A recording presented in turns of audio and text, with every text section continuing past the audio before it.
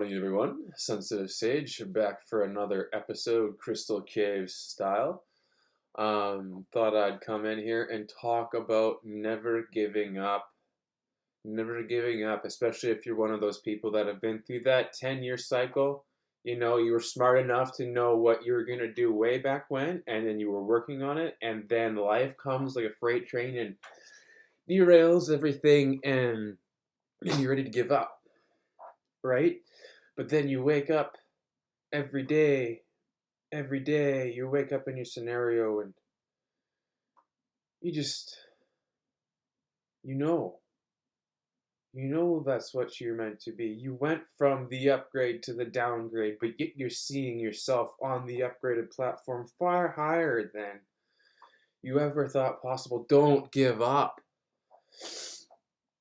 Frankly, the longer the wait, the longer it takes to get back on the train. But if you're seeing it, it's there for you. It's attainable. It's most likely your birthright. So please don't give up on that. I'll tell you a little bit about myself. For me, it was music. For me, it was music around 2012.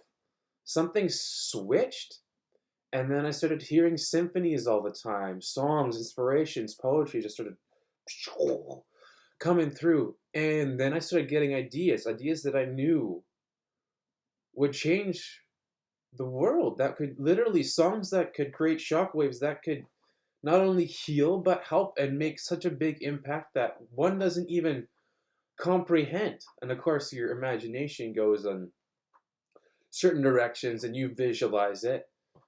Um, but then there's that whole other side to things that you don't. Right? So this is just a little message about that. If you're an artist, there's never been a better time. If you're a piece of the puzzle, there's the other piece of the puzzle looking for you. What you're seeking is also seeking you. So don't give up on that. Oh, sorry for any noise upstairs. That's new home. Manifesting new home, new everything. 360.5 level upgrade for myself here. That's what we're meant to be. All right? We're not meant to do the simple little things. Although sitting back and enjoying that cup of coffee, we do. We do live life. There are times to be easy on yourself because those freight trains were most likely sent to trigger you. They're most likely sent by your higher self to totally throw you off, because who can trigger you better than the highest you, right? So don't give up. It's a calculated process, a process that we don't exactly, some of us know, but we definitely don't see and remember it all from down here, right? So let it fly. And I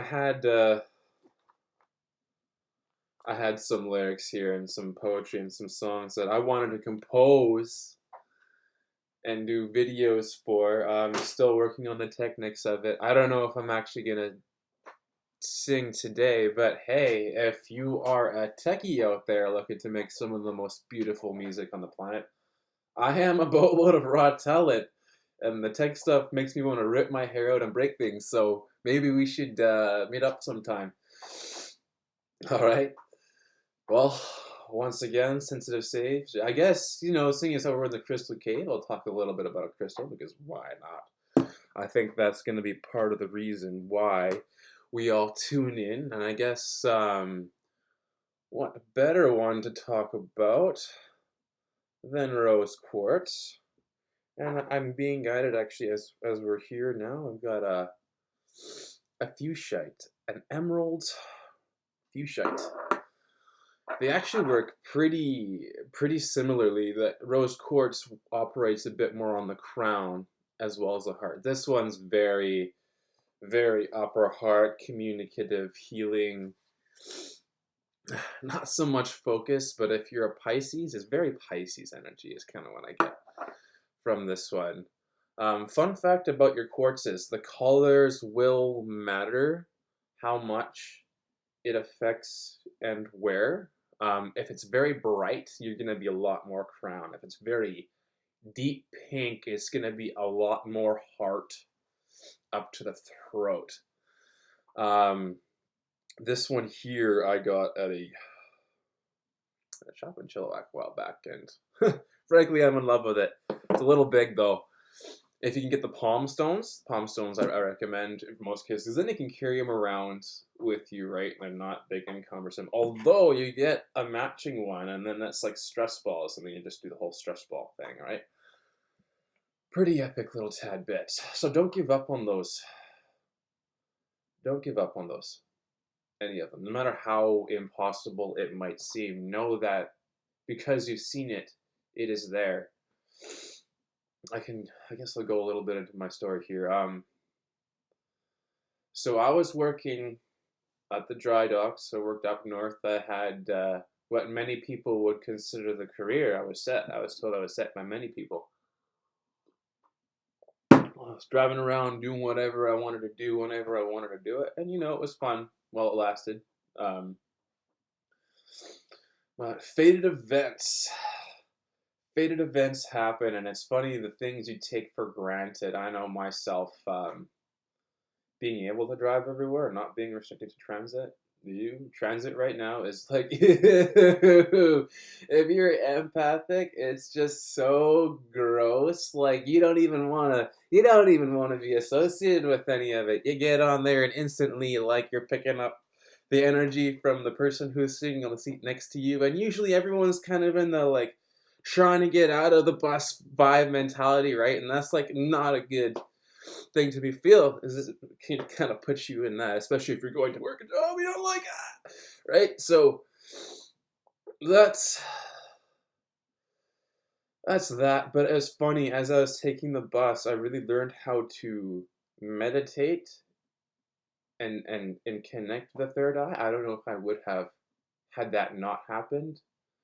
Fun fact, these things happen for a reason, right? Not always a bad thing, although at the time, I mean, even now, I certainly would prefer to be far more free in that regards. But hey, there's funny lessons in everything, I guess, is a takeaway.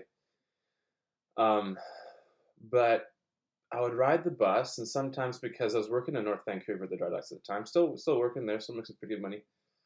But you're on it for 3 hours at a time. So in order to maintain a level of sanity, you shut off, you close your eyes, and you visualize. And I started seeing myself on stages, and it was funny because I went from dreading going on the bus to, like, for 3 years there, I would write on the bus when I had my laptop. I would compose literally on the bus. I would write. I would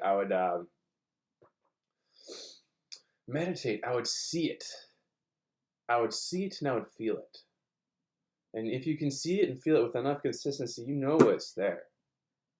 No matter what it is. Hey, if you're ambitious, big shout out to all the ambitious people that have kind of had their face dragged through the mud.